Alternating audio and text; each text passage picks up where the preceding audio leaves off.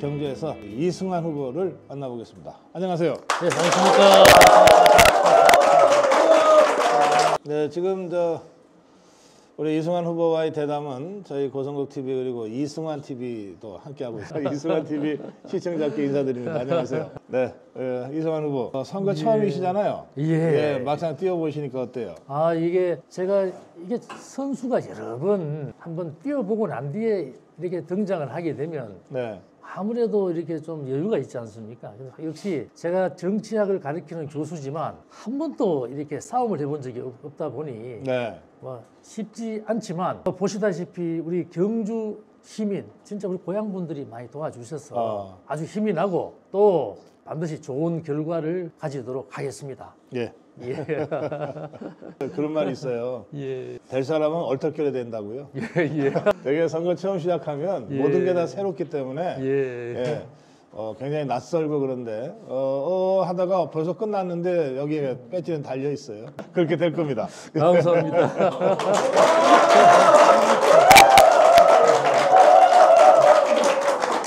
위기의 경주 강한 추진력 저렇게 딱 거셨는데 지금 경주가 위기입니까? 경주가 첫 번째 당장 위기를 느낀다는 것은 인구가 적어진다는 인구가 소멸되고 있다는 것 자체가 그래요? 그게 위기가 아니겠습니까? 경주가 그래요? 예, 경주가 25만이 깨졌습니다. 지금 인구가 소멸한다는 것은 여기에서 살고 싶지 않은 분들이 많다는 겁니다. 해마다 인구가 지금 줄어들고 있거든요. 네. 과거에 그 찬란했던 이 경주의 어떤 문화, 그것은 둘째 문제를 치더라도 먹고 살 수 있는 게 우리 경주에 풍부해야 되지 않겠습니까? 예. 그 부분이 바로 작아지니 인구도 따라서 소멸이 되고 있다라고 생각을 합니다. 대책이 있으신가요? 저는 첫 번째, 경주는 과거에 우리가 문화관광도시이지 않습니까? 네. 문화관광도시는 뭐 하는 도시입니까? 막말로 외부의 손님을 받아들여서 여기에서 머물게 하셔야 되는 그러한 도시거든요. 네.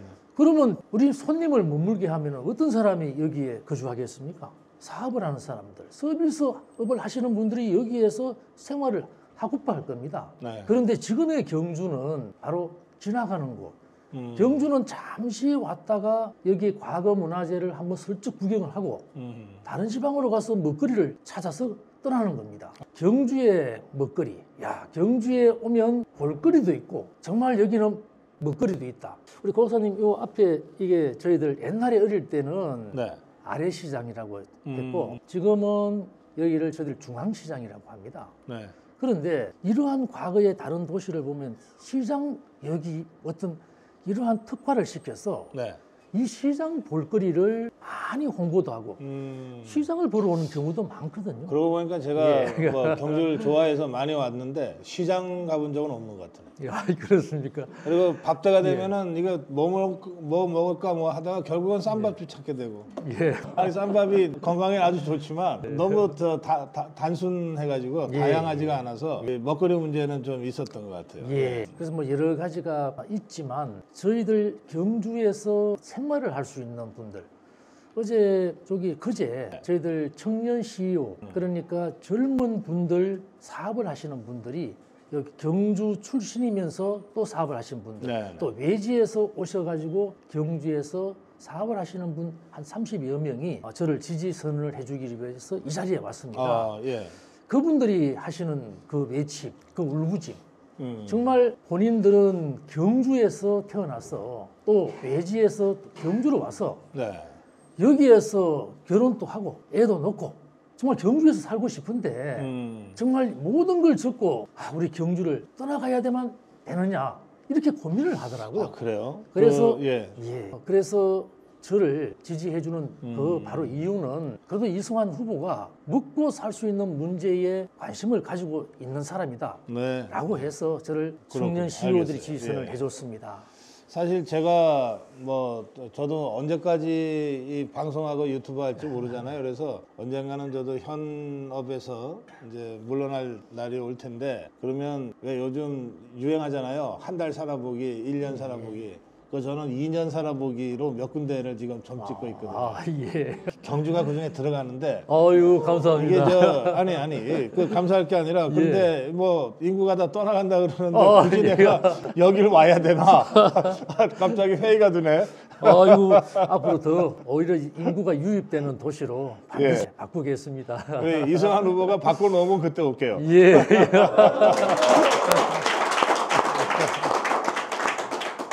네, 여기 위기의 경주 강한 추진력 이랬는데 우리 이승환 후보 딱 봐도 추진력 있게 생겼죠. 이 추진력에 대해서는 어떤 말씀하시겠어요? 예, 저는 이제 군 생활을 제가 32년, 소위 인관을 하고 난 뒤에 정말 만 32년을 군 생활을 했습니다. 네. 일단 32년 군 생활을 하는 동안에 만약에 제가 저러한 강한 추진력이 없었으면 제가 장군의 위치에 올라가지 못했을 겁니다. 또 한 가지는 제가 근무했던 곳은 우리가 흔히 말하는 간첩을 잡는 곳이었거든요. 네. 간첩을 잡으려고 하면은 통상 짧게는 몇 년, 길게는 10년, 20년을 저희들이 일을 해서 간첩을 잡습니다. 네. 그러면 강한 집착력이 있어야 되거든요. 또 집중력이 있어야 됩니다. 그래서 저는 한번 일을 시작하면 반드시 저는 결과를 보는 그러한 마인드를 가지고 있습니다. 그래서 부족한 게 많지만 한번 우리 고향을 위해서 뭘 하겠다고 하면 반드시 그 일을 달성을 할 것이고 만약 중간에 달성을 못할 것 같으면 그러한 사항에 대해서는 우리 시민들께 충분히 제가 말씀을 드려서 양해를 구하고 또 죄송하다고 만약에 말씀드릴 일이 있으면 아 정말 죄송합니다. 다음에 이렇게 잘하겠습니다. 라고 저는 이야기를 하겠습니다. 예. 그 간첩 잡는 말씀하셨는데 간첩 잡는 기관이 그동안은 국정원, 뭐 기무사, 또 경찰의 대공 파트 했잖아요. 여기 있는 사람들의 그 공통점이 있어요. 다 불독들이야. 일단 한 번 물면 놓질 않아요. 왜냐하면 놓으면 물리거든. 간첩 사건 하다가 그 간첩들도 알아요. 뭔가 이게 지금 뒤에 추적이 따라 붙었다든지 뭔가 좀 이게 내가 감시받고 있다든지 안단 말이에요. 하다가 중간에 어설프게 그만둬 버리면은 꼭 그 복수를 받습니다. 그래서 아예 끝장을 내버려야 돼요. 맞습니다. 그러니까 그때까지 10년이고 20년이고 그런 승부로 32년 군 생활을 하셨다는 거예요. 그러니까 쭉 군 생활 전체를 다 기무사에서 하셨단 말이죠. 예, 제가 32년 군 생활하는 동안에 28년 7개월을 기무사에서 했습니다. 이제 저희들은 당시 기무사는 이제 대위 때 전입을 오기 때문에 이제 소위부터 대위를 갈 때까지는 일반 야전 보병 부대에 있었고 제가 그 이후에 대위를 달자마자 이 계급장을 달고 바로 당시에 이제 보안사로 와서 28년 7개월을 근무했습니다. 근데 보안사나 기무사가 별다른 게 무지 어려운 병종인데. 뭐 아무래도 이제 장군 보직 자체가 몇 자리 없잖아요. 그러다 보니 제한이 되지만 뭐 저는 제가 잘나서 장군이 됐다 생각하지 않습니다. 모든 조직은 그 조직원들의 도움, 그 조직원들이 잘 굴러가기 때문에 그 성과가 있는 것이지 뭐 제가 시골에 태어나서 제가 뭘 잘나겠습니까? 아니 근데 잘나기도 잘났어요. 아니 그건 그렇고요. 저 이승환 후보 지금 간첩 잡는 얘기 나와서 지금 생각이 나는데 저 이재명이가 왜 야합 그 무슨 위성정당 그거 꼼수로 만들고 있잖아요. 거기 보면 간첩단 사건에 연루된 기관, 단체들이 막 참여하고 그러거든요. 그래서 저 꼼수 위성정당 통해서 진짜 간첩들이 국회에 들어올지도 모른다. 그런 걱정들을 해요. 뭐 그거는 역시 고 박사님께서 생각하시고 판단하시는 게 저도 마찬가지 그런 염려가 있습니다. 그러면 저거 어떻게 해야 돼요? 그래서 지금은 현행 법으로는 지금 이제 비례대표를 만약에 이제 저렇게 운영을 하게 되면 그 들어오는 것을 막을 수 있는 방법은 없습니다. 들어올 수 있는 방법을 막을 수 없다면 어떻게 해야 되겠습니까? 최소화가 될 수 있도록 우리 국민의힘에 바로 압승을 하기 위해서 우리 국민들이 밀어줘야 됩니다. 한 명도 못 들어오게 할 수 없지 않겠습니까? 비례대표를 최소화할 수 있도록 국민의힘 바로 그 후보와 그 당에 지지를 해줘서 그 다른 지금 현재 민주당에 있는 그 지금 비례대표 숫자를 줄여야 되는 것이고 만약에 국회에 들어온다 하더라도 우리 국가기밀을 정말 취급하는 곳은 네. 그 상임위에 배치해서는 안치는 안 된다고 생각합니다. 방법이 그거밖에 없습니다. 우리는 자유민주주의 체제지 않습니까? 그러니까 정보위라든지 국방이라든지 네, 그렇습니다. 외통위 같은데. 예, 그렇습니다. 예. 하여튼 이게 우리 국민들한테 이제 이게 맡겨진 숙제 중에 하나입니다. 간첩이나 간첩 용의자가 국회에 들어오지 못하도록 여러분들이 투표로 심판을 해주셔야 되는데. 근데 완전히 막을 수는 없다는 거 아니에요. 이 제도상 허점이 있어서. 자, 그러면 국회 들어가셨는데 의원회관 복도에서 그 간첩이 배지 달고 왔다. 어떻게 하실래요? 참 이거 진짜 입장이 곤란한 질문인데 일단은 이게 만약 그분도 국민의 선택을 받아서 온 분이기 때문에 네. 그 자리에서 같은 국회의원으로서 이렇게 상대방을 비방을 해서는 안 된다고 생각합니다. 네. 단 그 상대방이 그러한 사람이 국회의원이 돼서 다른 엉뚱한 생각이나 엉뚱한 행동을 할 때는 그거는 과감하게 저는 이야기를 해야 된다고 생각합니다.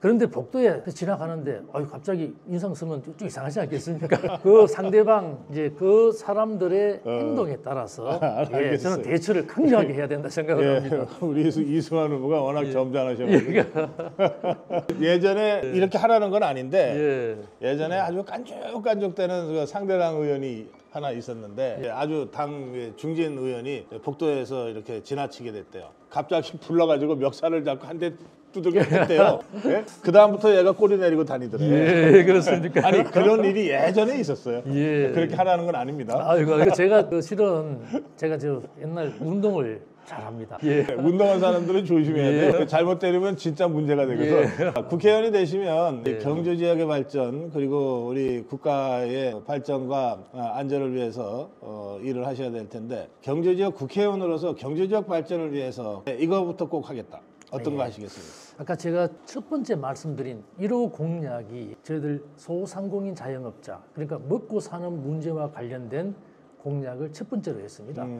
과거에 여기 정치를 하시는 분들은 오시면은 통상 어떻게 합니까? 보기가 좋아야 되거든요. 어머 뭘 큰 걸 짓겠다.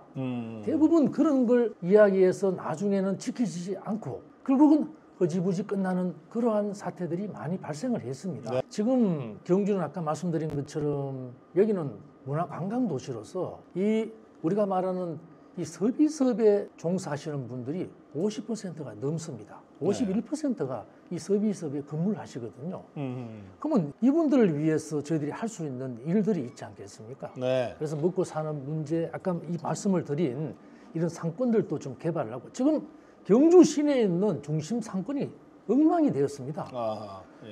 아마 나중에 이 변두리를 가보시면 경주가 좀 발전이 되었네라고 말씀을 생각하실 수가 있는데 실질적으로 과거에 어떤 번성했던 이 도심권에 들어가면 전부 다 우리가 말하는 점포가 다 비어 있습니다. 이렇게 비어 있는 이 점포에 누가 여기에서 살려고 누가 들어오겠습니까? 그래서 이러한 먹고 사는 문제, 이 상권을 보호하기 위한 그러한 정책을 가장 먼저 저는 하고 싶습니다. 알겠습니다. 제가 읽은 기록 중에는 통일신라 시대 때 경주에 10만 호가 살았다는데 10만 호가 밥할 때마다 이 수초로 밥을 해가지고 이 일대가 수지 연기로 거의 보이지 않을 정도였다고 하는데 10만 호면은 당시가 이게 대가족제 아니에요. 그러니까 거의 100만 인구가 살았다는 거고 당시 전 세계에서 가장 큰 도시인 당나라 장안이 100만이었다는 거거든요. 그 정도로 번성했던 곳이 경주인데 지금 인구 소멸을 걱정하면서 지금 대안을 내고 있는 이승환 후보 말씀을 들으니까 왠지 좀 서글프기도 하고 참 처절하기도 하고 그렇습니다. 맞습니다. 어쨌든 이 경주를 어떻게든 살려내야죠. 자, 국회로 가시면은 어떤 의정 활동 하실 계획이세요? 저는 첫 번째 일반 이제 상임위 같은 경우에는 저 같은 경우에 우리 경주시와 우리 경주 주민과 관련된 이 상임위에서 근무를 하고 싶습니다. 그래서 통상 문화관광 쪽이나 또 농림수산 쪽 이런 데서 제 역할을 하는 것이 맞다고 생각을 하고 그다음 저희들이 이 정보위가 있습니다. 이 정보위라는 것은 저는 평생 동안에 제가 대북관계 북한 전문가입니다. 지금 남북관계가 앞으로 이제 금년부터 굉장히 위중하다고 판단이 들기 때문에 저는 군에 있었지만 저는 야전군이 아닙니다. 그래서 오히려 국방위보다는 저는 정보위에 들어가서 네. 제가 그동안에 대북 업무를 하면서 정부 업무를 했던 그 경험, 저는 바로 대북 전문가로서 정보위에 들어가서 바로 우리 대한민국을 위해서 올바른 정보 활동을 할 수 있도록 여건도 마련해 주고 싶고 네. 또 그 역할을 반드시 소화할 수 있고 또 정말 잘할 수가 있습니다. 제가 오늘 한 10여 명의 후보를 어제 오늘 쭉 만나면서 지금 말씀을 들었는데 정보위 가겠다는 분은 우리 이승환 후보가 처음. 정보위는요 진짜 생색내기 어려워. 왜냐하면 모든 회의가 일단 비공개예요. 비공개니까 그 정보위원은 자기가 회의에서 들은 얘기를 바깥에서 못해요. 유일하게 여야 간사만이, 정보위원장과 여야 간사만이 그것도 합의해서 여기까지는 우리가 국민들한테 알리자. 그것만 대표로 간략하게 브리핑하는 거거든요. 그러니까 정보위원은 고생은 죽도록 하는데 정보위원회에서 무슨 일을 하는지는 알릴 수도 없어. 의정보고회도 이 정보위 관련으로는 알리기가 어려워요. 그렇게 생색 안 나는 일을 하겠다. 예, 그거는 제가 저는 이제 군에서 또 이렇게 32년 군 생활하면서 예. 저는 또 이 기무사 중에서도 북한과 관련된 업무만 제가 했기 때문에 이 우리 정보위의 역할은 대부분 북한과 관련된 물 다른 업무도 있지만 네. 북한과 관련된 업무가 그렇죠. 위주로 되어 있고 그 업무를 제가 그 자리에서 최고의 대위 때부터 장군을 달 때까지 네. 저는 그 업무를 했기 때문에 정보위에서 정말 국가를 위해서 그래요. 알겠습니다. 정말 하고 싶습니다. 그러니까 군문에서도 진짜 이름 내기 어렵고 생색 내기 어려운 데서 30년 이상 하셨네. 예, 평생 저 음지에서 일하는 사람 같아요. 그죠? 예. 그러면서 양지를 지향하는 국정은 예, 감사합니다. 원훈인데 예. 예. 우리 이승환 후보는 바로 그런 사람입니다. 예. 예, 이런 이승환 후보가 국회에 들어가서 정말 보이지 않는 곳에서 대한민국의 안보에 혹시라도 틈이 있나 없나 늘 살피고 그러면서 또 고향인 경주를 실질적으로 발전시키기 위해서 작은 일부터 생색은 안 나지만 꼭 필요한 작은 일부터 챙기겠다. 그 말씀으로 저희가 듣겠습니다. 제가 경북 상주 문경에 가서 이미자 의원하고 대담하고 왔거든요. 그리고 저는 이제 동대구역으로 가서 기차 타고 서울 올라가야 되는데 이제 쭉 같이 이동하면서 일행 중에 우리 그 운전을 해준 최상필 단장이 도대체 이승환이 누구길래 이렇게 거꾸로 이렇게까지 내려가서 다시 동대구역으로 가냐고 그렇게 묻는 거예요. 그래서 제가 뭐라 그랬냐면요. 이승환이 훌륭한 사람이야. 그리고 우리나라에 꼭 필요한 사람이야. 그래서 가는 거야. 그러고 왔습니다. 예, 감사합니다. 우리 자유파가 꼭 필요로 하는 가장 전투력 있는 이 자유파 전사, 우리 대한민국 꼭 필요로 하는 이승환 후보 경주에서 만났습니다. 박수로 마무리하겠습니다. 고맙습니다. 예.